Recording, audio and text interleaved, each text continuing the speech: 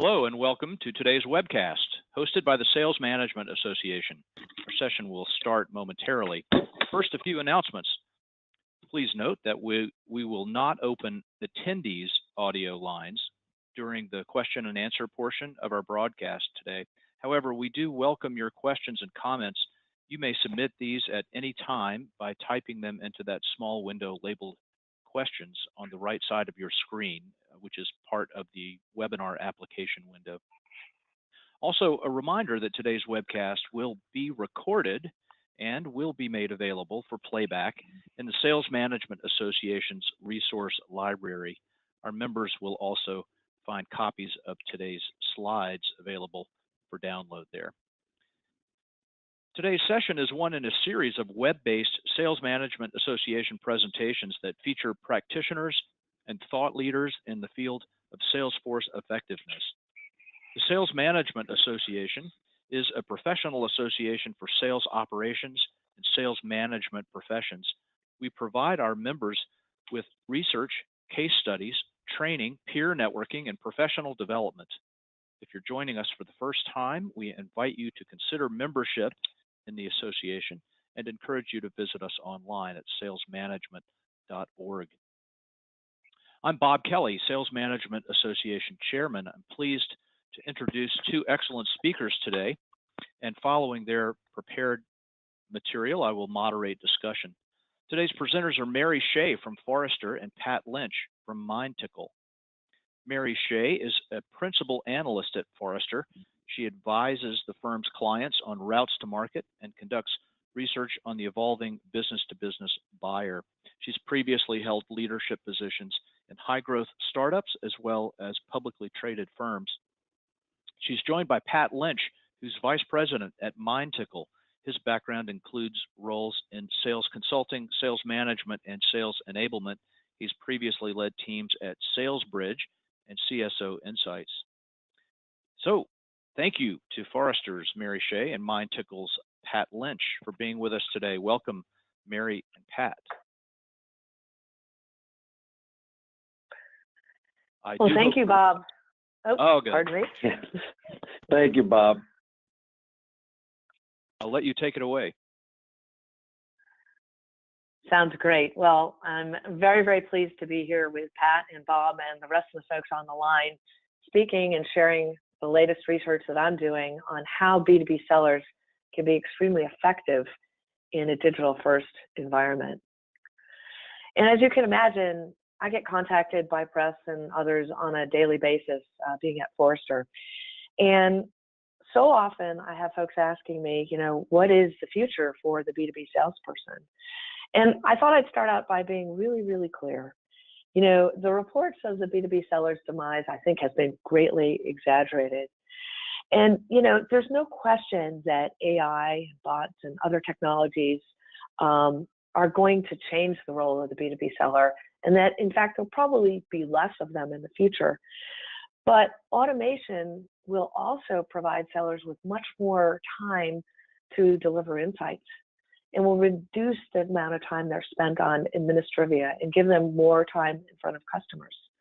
So my view and Forrester's view is that B2B sales has changed more in the last 5 to 7 years than it has in the last 30.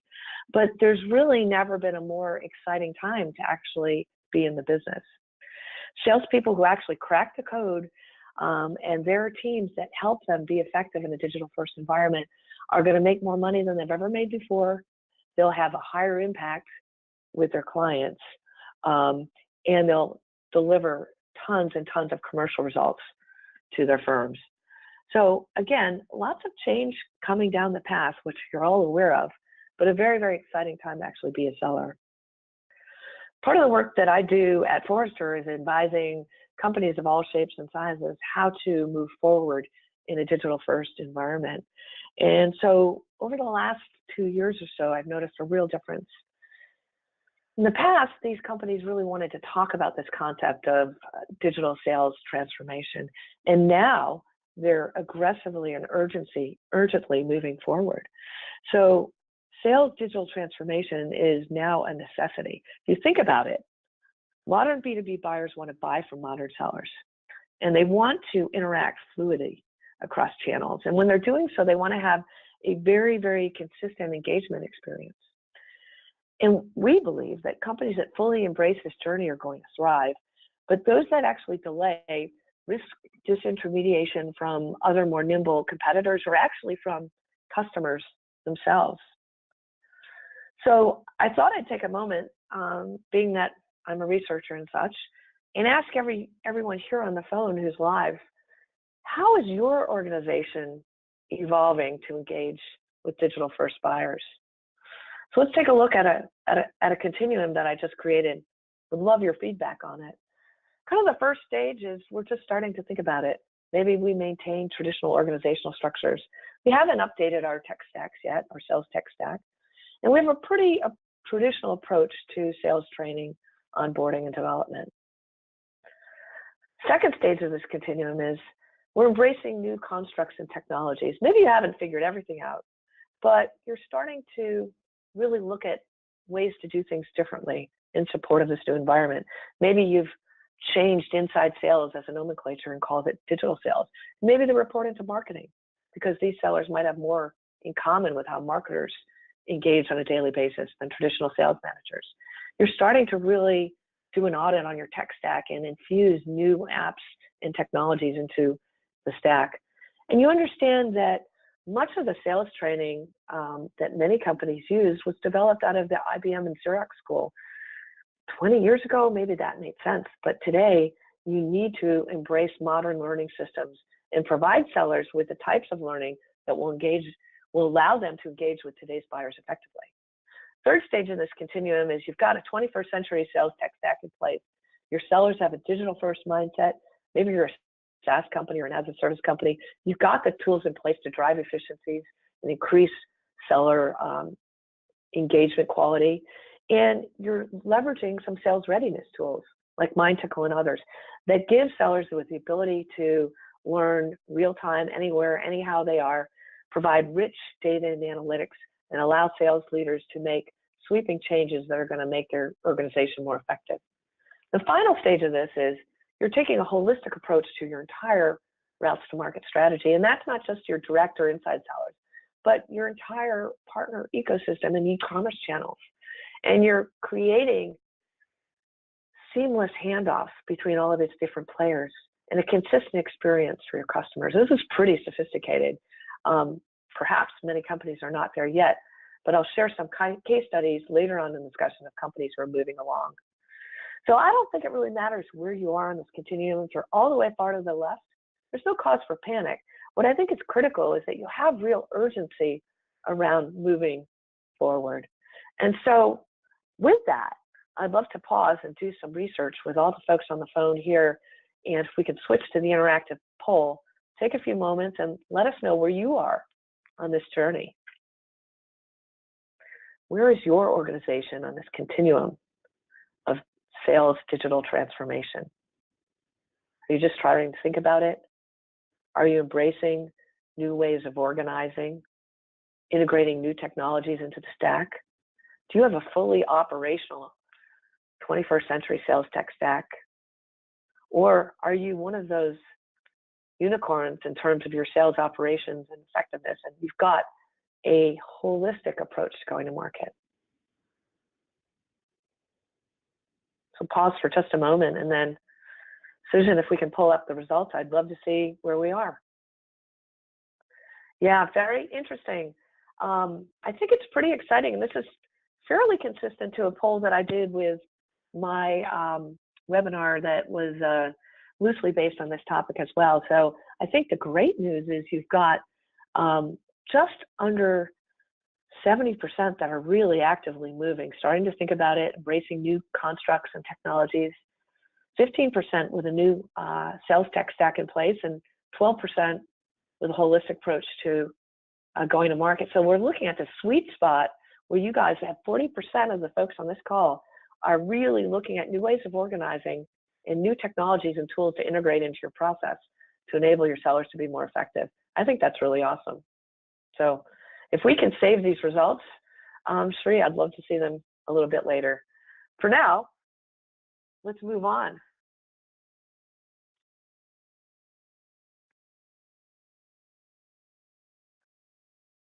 So looks like I'm trying to move here forward, Sri. Maybe you can give me a hand, or Susan. Perfect. So what I wanted to do is talk about some of the attributes and aspects of the modern B2B seller. And today, these 6 traits, I'm going to say they're table stakes. And a lot of selling organizations do not have the predominant amount of their sellers capable with these aspects and attributes. First trait is really they need to engage in network selling. And by that, it's less about sort of opening doors, hard closing, and more about interacting, engaging with a network of stakeholders, understanding who are the folks in the organization that can move the discussion forward. They embrace multiple social channels. Now, a lot of sellers are very comfortable using LinkedIn. Again, I think that's great, but where there's missed opportunity is really engaging in the social channels where your customers and prospects reside. So in many cases, that's Twitter, or using direct messaging as a communication method, which is infinitely faster and gets higher response time than traditional email. Maybe it's using video or going to YouTube or even Facebook, if that makes sense for your business. This new modern seller is going to share new ideas. We found that B2B firms that are engaging with a seller are 74% more likely to purchase from a seller who shares new ideas and helps them learn something new.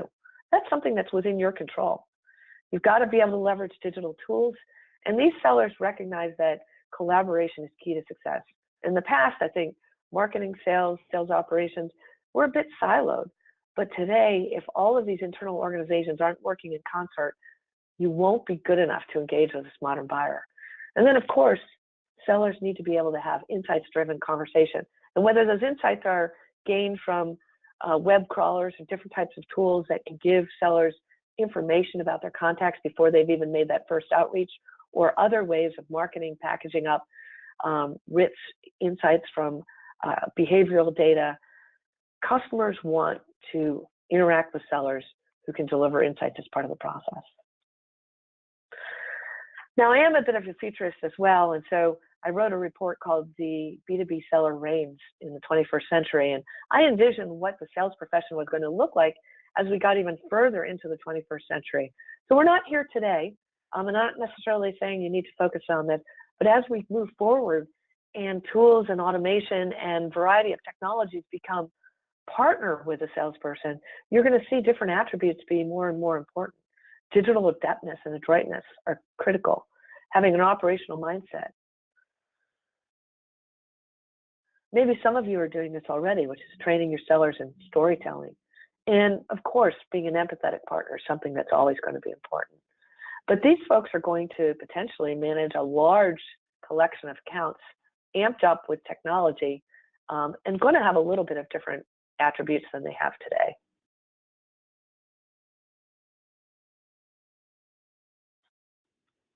So as you think about the left side of the screen, many organizations that I work with are still on this left side of the screen, where they're taking a very traditional approach to sales activities, whether they're inside or outside sellers. And they're looking at activity-based metrics and compensation, where you're looking at email sent and calls made versus social engagement and the increase of your relationships across various social channels, meetings conducted versus insights provided, and so on, opportunities added to the pipeline versus opportunities that are developed and nurtured. You may be noticing this already, that you're seeing opportunities surface earlier and earlier because of buyers going about their own self-direction and self-research through digital channels. And they may not be a poor lead, but they might not be able to be ready to close tomorrow. So sellers need to think about how to nurture those leads. And then ultimately, of course, sales converted is important. But many organizations are really stuck on this left side of this chart here, compensating, driving activities that might actually repel today's buyers versus attract them. So if you recognize sort of the left side of this versus the right side of this, you might want to have a conversation. Pull up and start to think about, do we need to change our comp? Do we need to change how we're driving our sellers to engage and interact with their customers and prospects? Food for thought. I'd love to hear from you guys on this, whether it's digitally across social, Twitter, LinkedIn, what have you, or in a separate call. But I also wanted to move the discussion to a higher level and talk about some key trends that I'm seeing from a B2B perspective, which I think are very consistent with the polling results that we just got. So research that I did last year showed me that traditional commercial routes are still carrying the water for most B2B firms. You can see field sales is the top producing route for B2B firms, with indirect channels next, inside or digital sales following in third place. E-commerce, pretty much a non-factor, and alliances, even less so. But what's incredibly interesting is that we asked in this research, it was survey, international survey, we asked B2B sales leaders, channel leaders, and marketing leaders, how did they plan to invest and spend in 2018? And I think this is where it starts to get really fascinating. So you see that commercial leaders, at least in 2017, had their feet firmly routed in the past in terms of where they were risking their commercial results in the channels. But as we move forward into 2018 and beyond, you see a very interesting shift, that companies are starting to spend on channels where they can expand their digital footprint, particularly those direct channels. E-commerce, 63% of B2B firms said they're going to increase their investment in e-commerce. 67% said in digital or inside sales. And you can actually see reduction in spending in field sales. So I don't know how you're all thinking about that, but we're starting to see real changes in how folks are spending and investing in the future.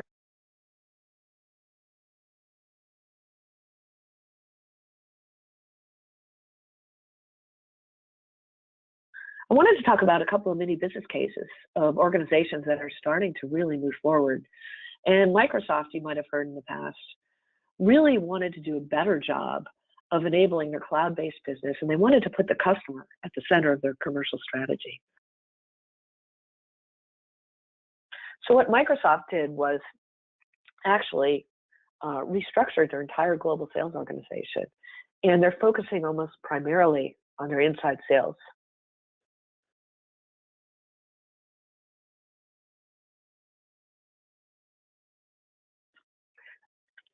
Shell in Latin America has a very wide range of distribution partners, and they've created a digital highway full of tools that these partners can use to get smart about how to engage with their customers, whether they're mom and pop shops or larger customers, and they can engage with them in a digital manner.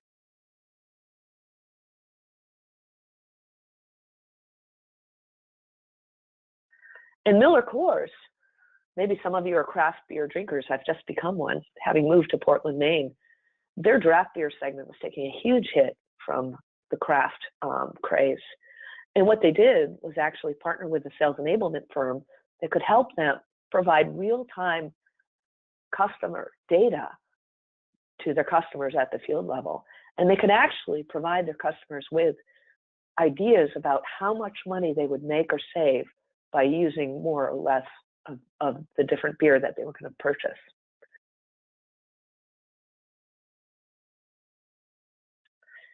So those are just a couple of examples. There's many more that are out there. And I start to think about, what's holding companies back? Again, I'm very encouraged to see that the folks on the phone here are moving their organizations forward. But as you think about, why are companies being more assertive in adding some of these tools and capabilities to their sales organizations? The biggest reason I see is a 20th century mindset. And the reality is we need to leave the 20th century behind us. I don't know if anyone on the line here actually saw this movie. It was a movie that talked about selling in the traditional ways, and my friend Jordan Dolan actually wrote the screenplay for this. But you've got to let go of this 20th century approach. So some of the things we see is a real underinvestment in digital tools. If you think about some of the digital tools that are out there, only about a third of the companies that we work with are aggressively investing in those for their direct sellers, and only 17% for their indirect sellers. And when you think about 75% of the world's B2B goods comes through the indirect channel. Organizations are drastically underinvesting in digital tools. The other thing is, we talked a little bit about this, is that companies are still married to traditional sales training approaches and programs. And when you think about it, those methods and methodologies have very little relevancy to what sellers are experiencing with buyers in the marketplace. And so, if you think about that, as well as the fact that sellers are constantly on the go, they need to be able to consume information, content, wherever they are, whenever they are, off of their smartphones. And you as sales leaders need to have access to rich analytics around consumption of that training content so that you can do more of what's making a difference and less of what isn't. So again, time to let go of some of those traditional methods. I also see a lack of vision around sales compensation, where companies are so focused on activity-based types of quantitative metrics. And it's a little bit fuzzier today as you think about, how do I measure whether a seller is capable of delivering insights? One way you might be able to measure is to certify them on a digital training tool. You can check to see if they are actually understanding the pitch and can deliver it, and if they're capable of delivering insights-led sales conversations. There's many other ways as well. So the big message for the folks on the phone here today is, it's time to move forward. It's time to think about new ways of organizing, new ways of structuring, new tools to invest in as you go to market. So redesign and implement new organizational structures if it makes sense for your company. Make sure you modernize your marketing and sales tech stacks and get the very best tools that are going to drive efficiencies and increase the quality of interaction and engagement that your sellers have. And embrace 21st century learning approaches.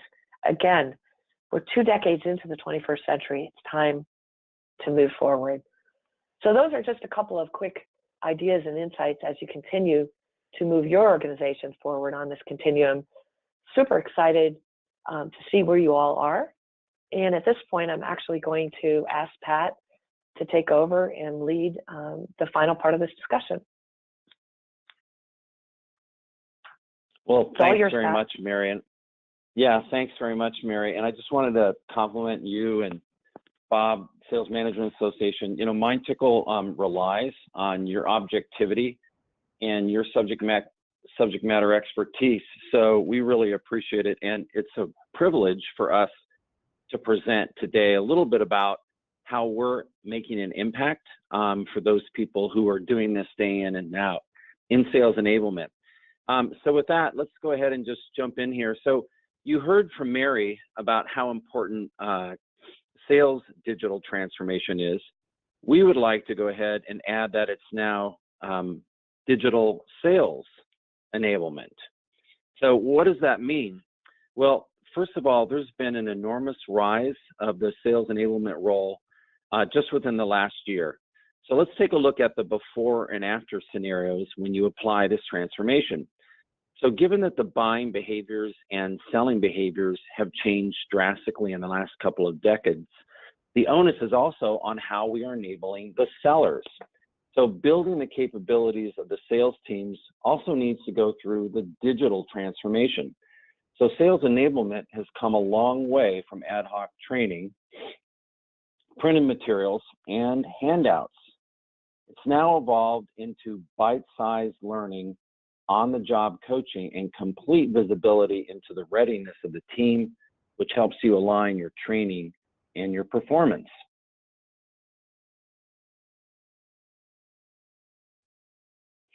So let's take a look at some micro-learning. What does this mean? So global information technology giant, HPE, they use MindTickle's micro-learning capabilities for periodic reinforcements of product knowledge through bite-sized content quizzes and quick updates. So right now, I think HPE is enabling about 10,000 people across 65 countries. And this is not just the sales enablement lead effort. I think that's really important to understand here. Sales enablement is crossing bridges building bridges. And so HR and other lines of business within HPE are involved in making this a shared success story. So really, if HPE, which is a Fortune 50 company, can collaborate at this level, any company can. I'd like to move to discuss about sales coaching. And from the research, and I'm not going to, Mary can speak to that much better than I certainly can, but the impact of sales coaching on win rates can be enormous. So a global beverage and bottle making company uses MindTickle for coaching their field salespeople. So the one-on-one coaching ensures that the salespeople execute their daily tasks and allow managers to identify real gaps. So we've moved from subjectivity to objectivity. So the managers now coach with this objective data in order to help them improve their performance, not only for just the individual rep, but for their sales teams as well. Another aspect of MindTickle is related to skills development. So MindTickle's role play capabilities ensure that salespeople have the right capabilities for the specific sales scenario, or maybe even for the specific sales persona. So this helps managers assess and certify the salespeople on the skills that they lack. In addition, it enables the frontline sales managers to provide structured feedback to their salespeople. So for example, MuleSoft uses MindTickle to get all their salespeople certified on the ever-evolving product messaging. When they went through a complete product messaging overhaul, they leveraged MindTickle to get 400 salespeople updated on the new messaging, and they had a team of sales managers who were able to assess and provide feedback to them.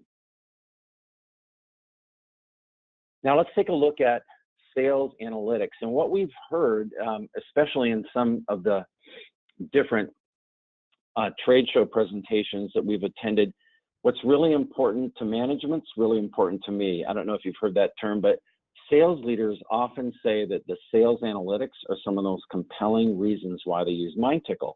So for example, MindTickle helps sales enablement managers with granular level data about the readiness of the individual salesperson, a sales team, and the sales organization. So we have what's known as heat maps, report dashboards, spider charts, in which sales leaders are provided with aggregated health data, which helps them identify these gaps in their performance. So this is a critical success factor in order for the sales managers to quickly and confidently assess and diagnose where the problems are in order to begin to develop a prescriptive plan of action. An additional benefit of the analytics is an increase in the integrity of the sales forecast. So another example is a global healthcare company who uses MindTickle for 5,000 of their sales reps. And I know maybe you have 50, so it doesn't depend on the size of your sales force. It's really the process we implement. So over 5,000 salespeople in over 10 countries. What's happened is the integrity of the data from the MindTickle platform allows this Fortune 500 company to make better business decisions and allocate resources confidently based on the insights that are derived. So they use what we call a sales capability index, and what salespeople like to be scored. So that's what we do is the sales capability index provides a score for these salespeople, and the sales manager can then coach accordingly to that sales capability index. So you heard earlier that Mary mentioned a holistic approach to sales, and at MindTickle, that's what we have. So if you look at the comprehensive sales readiness platform, there's several different areas that we're looking at to help sales organizations, not just one. So what we've heard from our customers is that when you take this holistic approach, a genuine platform approach, you can get some pretty impressive results. So let's take a look at some actual results that our customers are realizing. First of all, there's a 45% reduction in ramp time with MongoDB. At Gigamon, they've realized a 90% adoption rate for training programs, and I can tell you that there's a lot of training programs, and they would be very envious to have that high of an adoption rate. For example, time to market for new product was reduced by 30%. And then finally, there's a global FMCG giant, Dabur, that had a 17% increase in quota attainment. And quota attainment, for the most part, has been going down for the last 6 years. So it's very exciting for us to be able to actually help our clients increase their overall quota attainment. So with that, what we'd like to do is just kind of wrap up here and talk briefly about where to find more sales enablement best practices. At MindTickle, we have a genuine pay it forward attitude. So there's a lot of resources, a lot of objectivity on our website.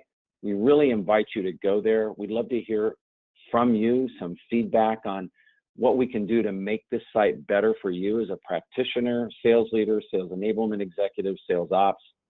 And then finally, you're more than welcome to reach out to me directly, and we're happy to share some success stories that companies like HPE, Symantec, MongoDB, and others have realized by using the MindTickle platform. So with that, I'm just going to open it up. Are there any questions for myself or for Mary?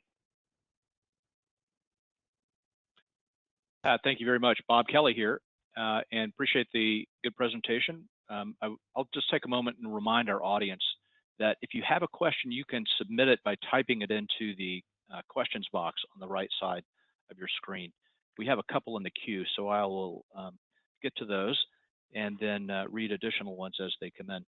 So the first question is directed to Mary. The questioner asks, what are some ways to measure social engagement? Yeah, that's a great question, and I think one of the challenges that we've had is social, to date has been very difficult to pin an ROI on. But I think there's a couple of different ways you can start to think about measuring social effectiveness and social engagement. First of all, SSI score if you're a LinkedIn user, so you can start to look at what is the score of my sales force, today. And when I roll out a more comprehensive social selling program with training and tools and guidelines, how does that SSI score collectively and at the rep level continue to increase and grow? Another way to look at social effectiveness is what is the actual density of your sellers' networks look like, and how are those networks growing with the right type of stakeholder contacts being continuously increased into that network of followers. And it's not just adding more followers like you might do on an Instagram account, but truly adding folks from across and above the organization. They're going to be relevant as you start to pitch new services and products to them. And then I think it's finally, just seeing how effective and engaged they are out there.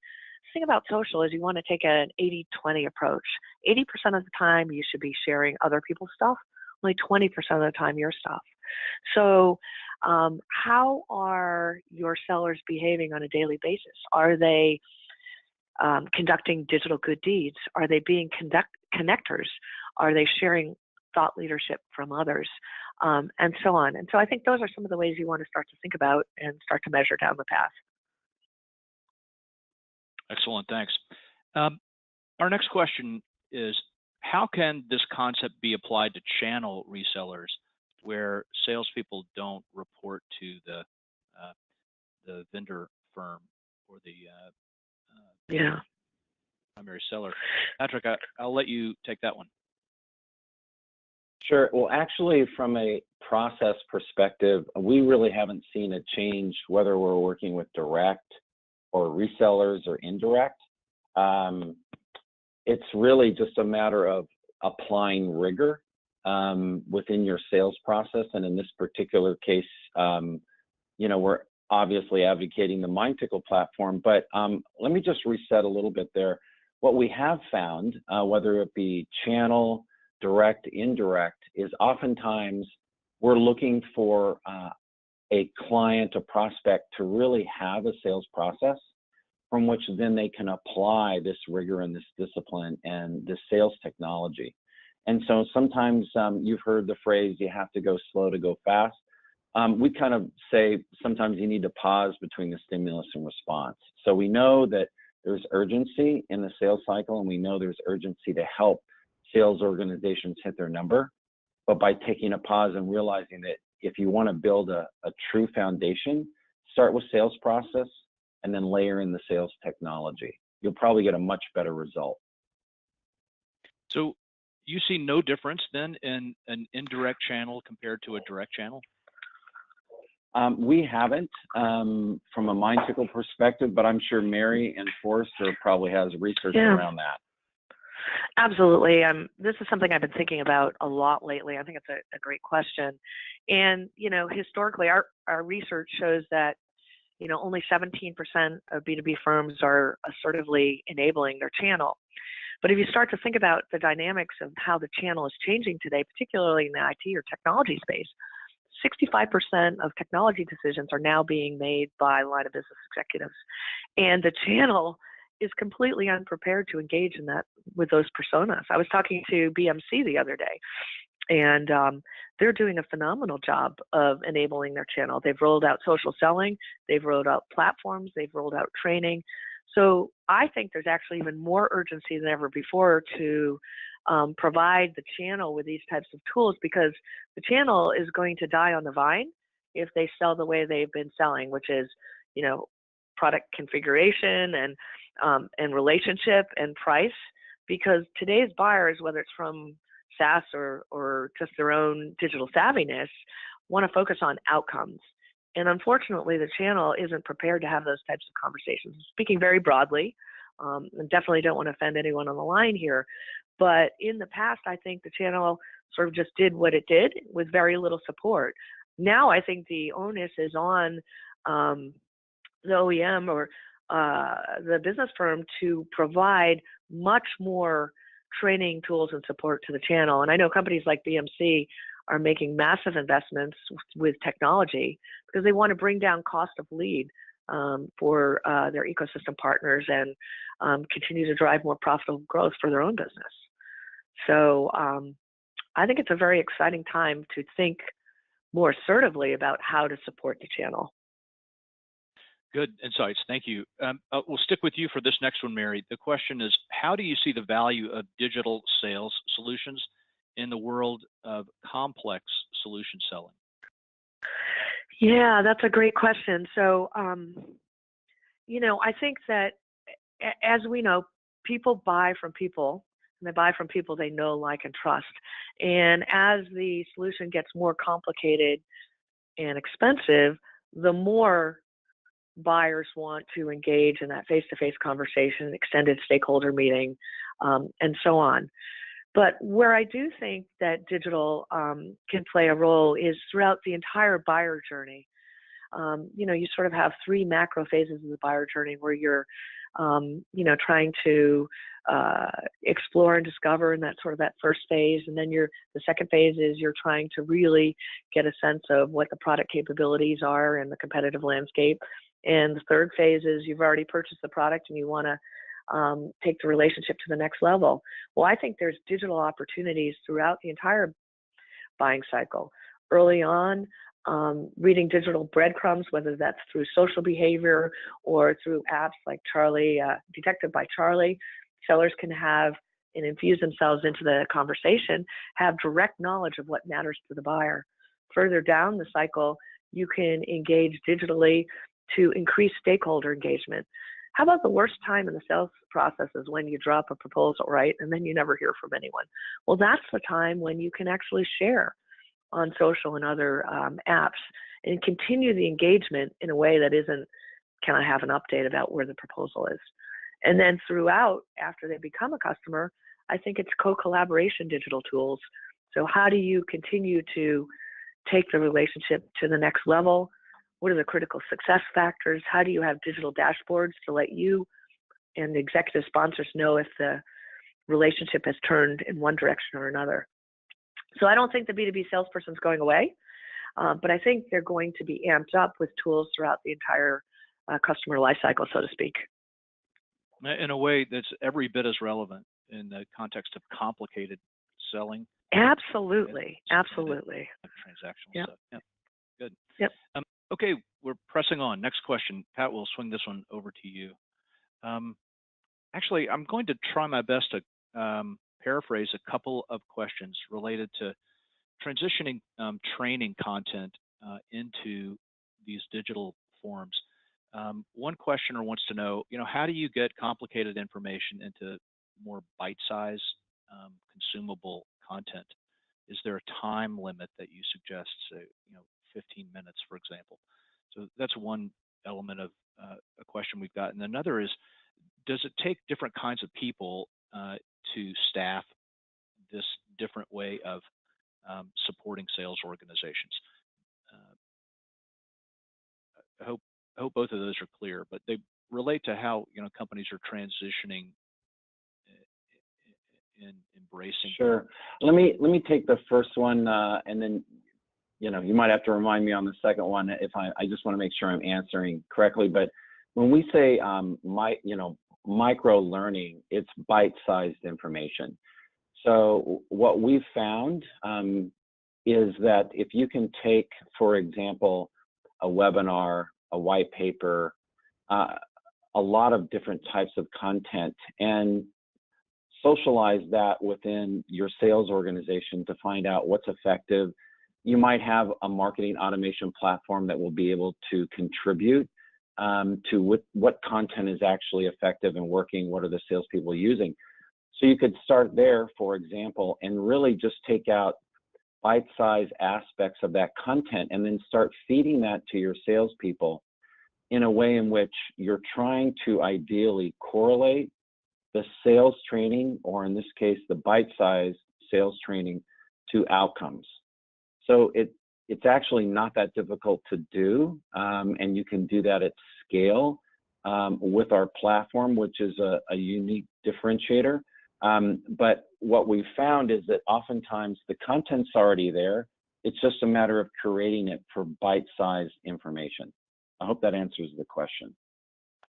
Yeah, I think so. The second part of that question was, can the same people who've been, again, I'm paraphrasing, but can the same people who've been supporting the sales organization with traditional training content, are those the same people that should they be capable of adapting to these new ways, including this effort to make more bite-size the content itself? Yeah, what do you see?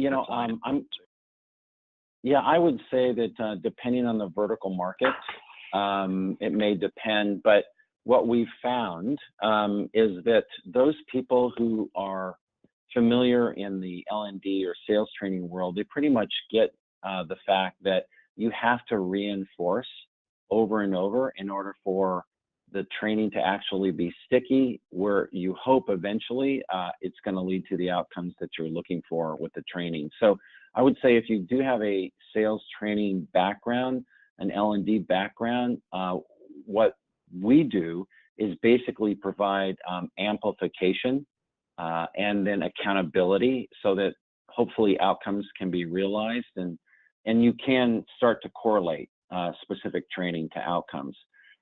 Beyond that, what we've found, and I think this really goes back to our involvement in the Sales Enablement Society, we're finding that there are people that have been involved in strategy, ops, some people who've actually had a quota. So we're seeing a lot of different personas come into this role.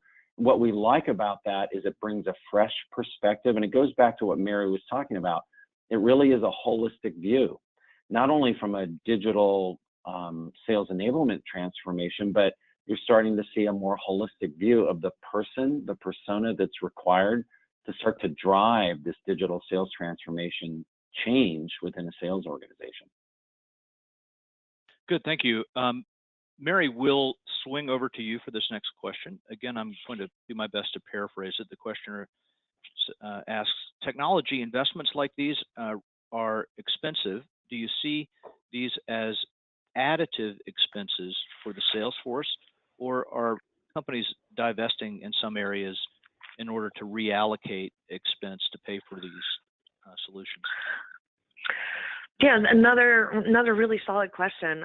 The way I'm thinking about the sales tech stack now is that every organization, if they haven't begun some sort of an audit of what they have in place, should do so and revisit that stack with a lens towards the 21st century and the types of tools that are going to enable visibility across the entire marketing and sales process and buying cycle, and that are going to provide sellers with more capabilities to have customized conversations at scale, and provide sales leaders and marketing leaders and even the sellers themselves with rich analytics so they can make real-time decisions on how to do what works and not do what doesn't work.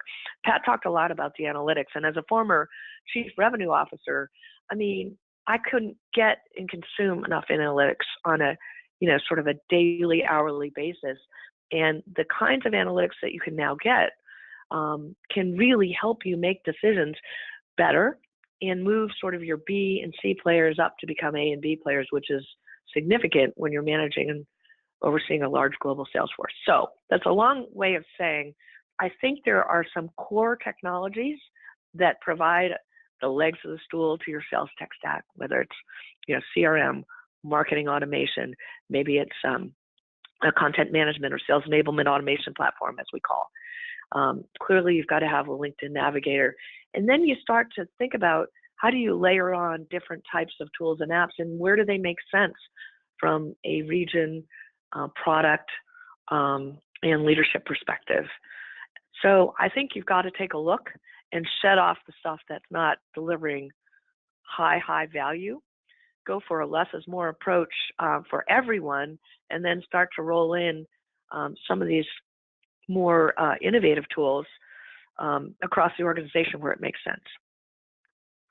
And Bob, if I could just piggyback for a moment on what Mary said, one of the things that we're seeing, and it's actually quite surprising, is that we have been invited into many opportunities where companies have said our LMS is no longer effective, or our LMS needs to be far more effective. And so what they're doing is they're actually going out and searching for sales technologies that can not only reinforce the behaviors they're looking to change and subsequent activities, but then they want to measure that, right? And this goes back to what Mary was saying about how heavy she relied on analytics, especially as a CRO.